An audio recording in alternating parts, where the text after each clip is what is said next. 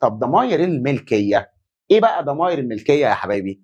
ضماير الملكيه من الاخر بتيجي في الاخر، دي بتبقى دايما او في الغالب اخر الجمله، وما بيجيش بعدها اسم، ما بيجيش بعدها اسم، لا ياتي بعدها اسم. لما اجي اقول لك القلم ده بتاعي هقول لك this pen is mine، this pen is mine، هذا القلم ملكي، يبقى mine يعني ملكي.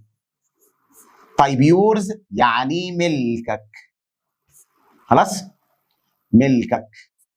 اوكي، his يعني ملكه، hers ملكها، its ملكه او ملكها لغير العاقل، ours يعني ملكنا، yours يعني ملككم، خلاص theirs يعني ملكهم.